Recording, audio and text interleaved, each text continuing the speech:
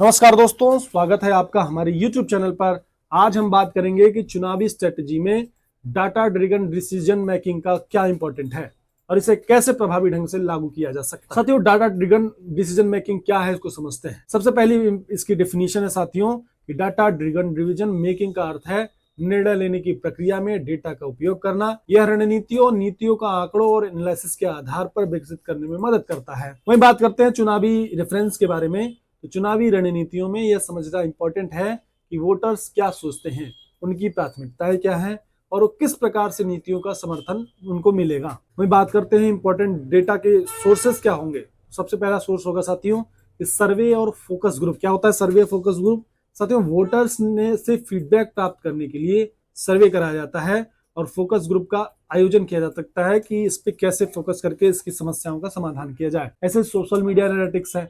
Social media platform पर लोगों के विचारों और उनके रिएक्शन का एनालिसिस करके हम ये जान सकते हैं कि लोग क्या पार्टी के बारे में सोच पा रहे हैं। वही ऐतिहासिक चुनावी डेटा के बारे में समझें तो पिछले चुनावों के परिणामों का अध्ययन करिए ताकि पता चले कि कौन सी स्ट्रेटेजी सफल रही है और कौन सी असफल रही है, उसके बारे में भी आप जान सकते। डेटा का इस्तेमाल कैसे करें इसको समझते हैं। साथियों, सबसे पहला है टारगेट ऑडियंस की पहचान करें, यानी डेटा का उपयोग करके यह समझें कि कौन सा वोटर समूह आपकी पार्टी का समर्थन कर सकते हैं और कौन सी वोटर समूह आपकी पार्टी का समर्थन नहीं कर सकते। प्रभावी संचार स्ट्रेटेजी के बारे में बात करें तो साथियों आंकड़ों के आधार पर यह तय करें कि कौन सी कम्युनिकेशन स्ट्रेटेजी प्रभावी रहेगी, उसको समझना जरूरी है। वहीं नीति निर्माण के बारे में बात करें तो चुनावी स्ट्रेटेजी में चुनावी नीतियों को डाटा के आधार पर विकसित करें ताकि वे वोटर्स की आवश्यकताओं के अनुरूप हो। आप स्ट्रेटेजी डाटा के आधार पर बना सकते हैं। उदाहरण के रूप में आप जो है समझ सकते हैं कि एबीसी पार्टी ने, मान लीजिए कोई पार्टी है, अपने पिछले अभियान में डेटा ड्रिवन डिसीजन मेकिंग का इस्तेमाल किया जिसमें उन्होंने 15% से अधिक वोट मिल गए। इसी तरीके से एक चुनावी रणनीतिकार ने डेटा का उपयोग करके यह निर्धारित किया कौन से मुद्दे सबसे अधिक इंपॉर्टेंट है और इसके परिणाम स्वरूप उन्हें अधिक समर्थन मिला। इसलिए डेटा का बहुत ज्यादा इंपॉर्टेंट होता है। स्ट्रेटेजी क्या है, रणनीति क्या है, लोग चाहते क्या है, प्राथमिकताएं क्या है। अब इसमें कुछ चुनौतियां आती हैं, उसको समझते हैं। सबसे पहली चुनौती है कि सही और प्रामाणिक डेटा एकत्र करना कठिन हो सकता है। डेटा कलेक्ट करने के लिए विश्वसनीय सर्वे टूल और प्लेटफॉर्म का इस्तेमाल करिए ताकि आपको सही जानकारी मिल सके। वहीं डेटा की एक्सप्लेनेशन के बारे में बात करेंगे तो डेटा को सही ढंग से समझना और एनालिसिस करना चुनौतीपूर्ण हो सकता है। समाधान इसका यही है कि डेटा एनालिसिस के लिए एक्सपर्ट की मदद लीजिए। कैसे शुरू करें इसको समझते हैं। तो पहली चीज है डेटा संग्रहण योजना बनाइए, ये स्ट्रेटेजी बनाइए।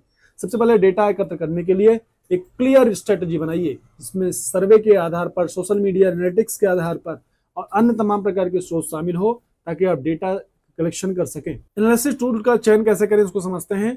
तो एनालिसिस टूल का अगर चयन करना है तो उसके लिए जैसे गूगल एनालिटिक्स, टेबेल्यू आता है, एक ऐप है, या अन्य जो भी एनालिटिक्स सॉफ्टवेयर का इस्तेमाल आप कर सकते हैं। रणनीति के बारे में समझें तो एक बार डेटा एकत्र हो जाने के बाद उसे अपनी स्ट्रेटेजी और नीतियों में शामिल जरूर करें ताकि आप उस पर जो है निष्कर्ष पे पहुंच सकें। तो ओवरऑल साथियों, वीडियो के कंक्लूजन में आते हैं तो डेटा ड्रिवन डिसीजन मेकिंग चुनावी रणनीति का एक इंपॉर्टेंट हिस्सा है जो आपको अधिक सूचित निर्णय लेने में मदद करता है और आपको अपने वोटर्स की आवश्यकताओं को समझने और उनके अनुसार स्ट्रेटेजी बनाने में मदद करता है। तो साथियों, उम्मीद है ये वीडियो आपको पसंद आया होगा। अगर ये वीडियो पसंद आया हो तो इसे लाइक करिए, शेयर करिए और ज्यादा से ज्यादा लोगों तक पहुंचाइए। मिलते हैं आपको नए टॉपिक के साथ, तब तक चैनल पे बने रहिए।